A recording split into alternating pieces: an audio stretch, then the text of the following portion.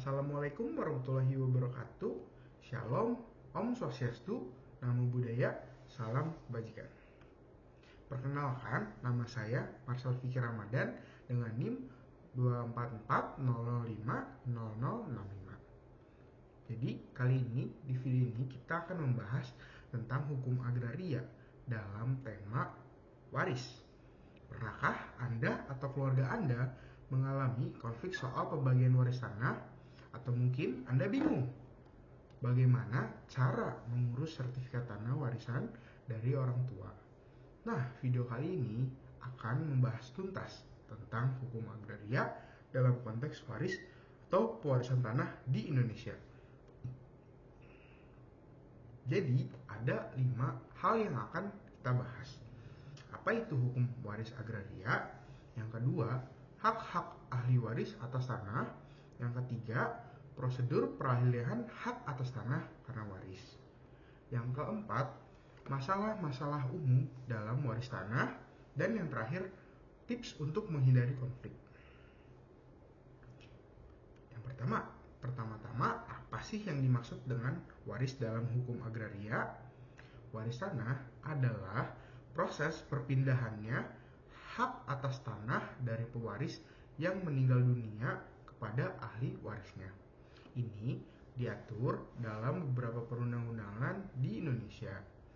Dasar hukum utamanya meliputi yang pertama, Undang-Undang Nomor 5 Tahun 1960 tentang Peraturan Dasar Pokok-Pokok Agraria atau UUPA, pasal 20 ayat 2 menyatakan bahwa hak milik dapat beralih dan dialihkan kepada pihak lain, termasuk melalui pewarisan. Yang kedua, Kitab Undang-Undang Hukum Perdata atau KUH Perdata. Untuk yang tunduk pada hukum perdata barat, mengatur pembagian waris secara ab intestato atau tanpa wasiat dan testamen dengan wasiat. Yang ketiga, Kompilasi Hukum Islam atau KHI. Untuk yang beragama Islam, mengatur pembagian waris sesuai syariat Islam. Yang keempat, hukum adat. Masih berlaku di beberapa daerah dengan karakteristik khas masing-masing. Jadi, hukum waris di Indonesia ini itu pluralistik, artinya tergantung pada agama dan sistem hukum yang dianut oleh pewaris dan ahli warisnya. Yang kedua, ada jenis hak atas tanah yang dapat diwariskan. Tidak semua hak atas tanah bisa diwariskan loh. Mari kita lihat mana saja yang bisa dan tidak bisa diwariskan. Yang pertama, hak atas tanah yang dapat diwariskan. Ada hak milik. Ini adalah hak yang paling kuat dan penuh. Bisa diwariskan tanpa batas waktu. Hanya bisa dimiliki oleh warga negara Indonesia dan badan hukum tertentu. Yang kedua, ada hak guna usaha atau HGU. Dapat diwariskan dengan catatan ahli waris melakukan usaha sesuai peruntukan tanah. Jangka waktu maksimal 35 tahun, dapat diperpanjang. Yang ketiga, hak guna bangunan atau HGB. Dapat diwariskan untuk sisa jangka waktunya, maksimal 30 tahun pertama, bisa diperpanjang 20 tahun dan dapat diperbarui 30 tahun. Yang keempat dan terakhir adalah hak pakai. Bisa diwariskan jika dalam perjanjian pemberiannya tidak ada larangan. Jangka waktunya maksimal 25 tahun dan dapat diperpanjang. Hak yang tidak dapat diwariskan yaitu hak sewa dan hak memungut hasil hutan karena sifatnya hanya perjanjian sementara atau izin khusus. Penting untuk mengecek jenis sertifikat tanah yang Anda miliki karena ini akan mempengaruhi proses pewarisan nantinya. Pertanyaan selanjutnya, siapa saja yang berhak menerima warisan tanah? Jawabannya tergantung sistem hukum yang berlaku. Mari kita bahas satu persatu. Menurut KUH Perdata, ahli waris dibagi dalam 4 golongan. Golongan pertama ada anak dan suami atau istri yang hidup terlama. Golongan kedua, orang tua atau dan saudara kandung. Golongan ketiga, kakek, nenek, keluarga sedarah garis lurus ke atas. Golongan terakhir atau golongan keempat, saudara orang tua dan keturunannya sampai derajat ke-6. Pembagiannya berdasarkan legitim porti atau bagian mutlak dan biasanya sama rata untuk anak-anak. Menurut hukum Islam atau KHI, ahli waris dibedakan menjadi yang pertama ada zawil furud. Jadi ahli waris yang mendapat bagian tertentu seperti anak laki-laki 2:1 dengan anak perempuan. Istri 1/8 atau 1/4. Suami 1/2 atau 1/4 dan lain-lain. Yang kedua ada ashabah, ahli waris yang mendapat sisa.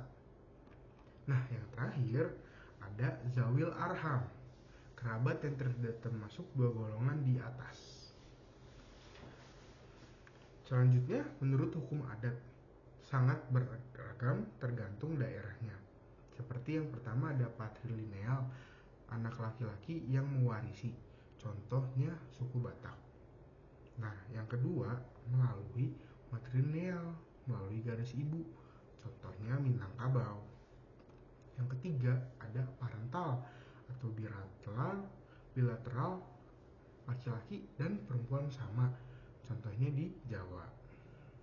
Seperti itu. Karena kompleksitas ini sangat disarankan untuk berkonsultasi dengan ahli hukum atau notaris yang memastikan pembagian yang adil dan sesuai hukum yang berlaku. Yang keempat ada prosedur balik nama atas tanah waris. Nah, ini bagian yang paling banyak ditanyakan. Bagaimana sih prosedur untuk balik nama sertifikat tanah warisan? Langkah pertama, persiapkan dokumen. Siapkan dokumen-dokumen berikut. Yang pertama, surat keterangan kematian pewaris. Yang kedua, surat keterangan ahli waris dari kelurahan atau desa. Yang ketiga, ada KTP dan KK ahli waris. Yang keempat, sertifikat asli tanah. Yang kelima, ada SPPT PBB tahun terakhir. Yang terakhir, ada surat pernyataan waris yang ditandatangani semua ahli pewaris. Langkah kedua, pembuatan surat keterangan waris. Ada 3 jenis tergantung hukum yang berlaku. Untuk warga negara Indonesia, hukum adat atau Islam dibuat di kelurahan atau kecamatan dan diketahui oleh camat. Yang kedua, untuk warga negara Indonesia keturunan Tionghoa. Sebelum 2006 dibuat oleh notaris atau balai harta peninggalan. Yang terakhir, dengan wasiat, perlu akta wasiat dari notaris. Langkah ketiga, pembayaran pajak waris. Yang pertama, bea perolehan hak atas tanah dan bangunan atau BPHTB sebesar 5% dari NJOP setelah dikurangi NJOP TKP.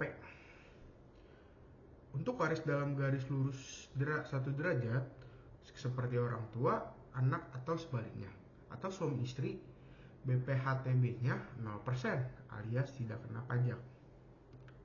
Bayar di bank yang ditunjuk atau melalui online, itu juga bisa.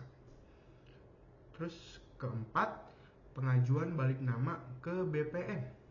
Datang ke kantor pertanahan setempat dengan membawa yang pertama ada formulir permohonan yang sudah diisi. Semua dokumen di langkah 1 dan 2. Terus bukti bayar BPHTB jika ada dan materai secukupnya. Langkah kelima atau langkah terakhir, pemeriksaan dan penerbitan. Petugas akan melakukan pemeriksaan dokumen dan data tanah. proses ini bisa memakan waktu sekitar 7-10 hari kerja atau bisa lebih jika cepat jika lengkap juga. Seperti itu. Setelah selesai, sertifikat baru akan diterbitkan atas nama ahli waris. Nah, jadi itu juga biaya yang dibutuhkan relatif terjangkau karena BPHTB untuk ahli waris langsung biasanya 0%. Anda hanya perlu membayar biaya administrasi BPN sekitar Rp50.000 sampai Rp500.000 tergantung luas tanahnya, plus biaya pembuatan dokumen pendukung. Nah, ada tipsnya lagi nih. Jika ahli waris lebih dari satu orang, sebaiknya nih dibuat kesepakatan tertulis dulu tentang pembagiannya untuk menghindari konflik di kemudian hari. Seperti itu. Yang kelima ada masalah umum. Biasanya itu ada masalah ya. Nah, solusinya gimana sih? Jadi ini akan kita bahas sekarang. Dalam prosesnya, dalam praktiknya, pewarisan tanah sering menimbulkan masalah. Berikut beberapa kasus yang umum terjadi dan kita akan kasih solusinya.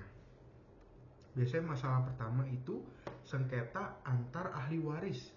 Penyebabnya itu biasa karena ketidaksepakatan pembagian atau ada ahli waris yang tidak diakui atau juga ada yang merasa dirugikan.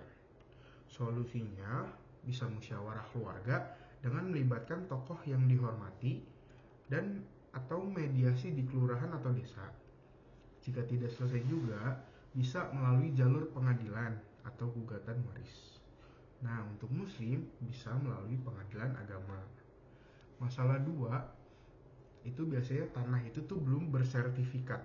Jadi penyebab tanah warisan masih berupa girik gitu atau letter C atau bukti lain yang belum berupa sertifikat.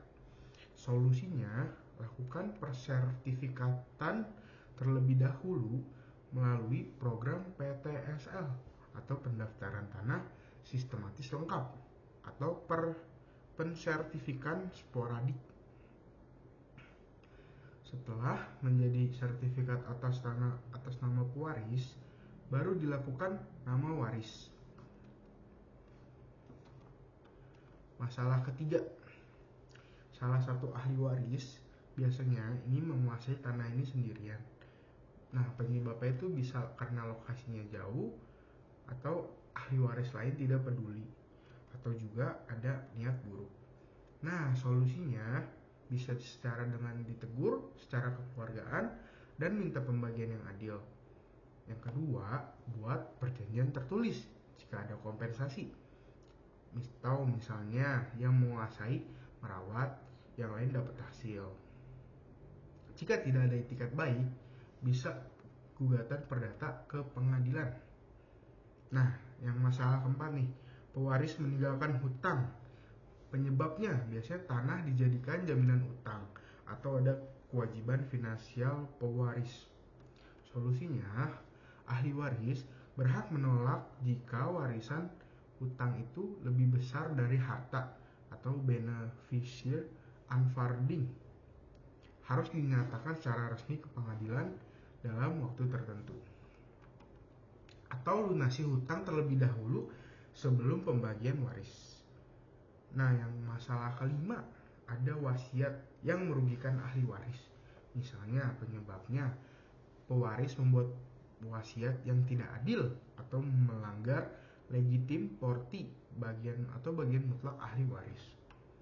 Solusinya, ahli waris yang dirugikan dapat menggugat wasiat tersebut. Hakim akan menilai apakah wasiat melanggar hak mutlak ahli waris atau pembagian akan disesuaikan sesuai dengan ketentuan hukum. Ingat, mencegah lebih baik daripada mengobati. Komunikasi yang baik sejak awal akan menghindari keluarga dari konflik berkepanjangan. Nah, segmen ke-6 sekarang nih. Tips menghindari konflik dari waris itu sendiri. Berikut beberapa tips untuk memastikan pewarisan tanah berjalan lancar. Yang pertama, buat perencanaan waris sejak dini. Orang tua sebaiknya sudah membicarakan rencana pembagian harta kepada anak-anak sejak masih hidup. Ini menghindari spekulasi dan kesalahpahaman. Yang kedua, dokumentasi yang lengkap. Pastikan semua dokumen tanah lengkap, jelas, dan tersimpan dengan baik. Buat salinannya dan disimpan dengan tempat yang aman.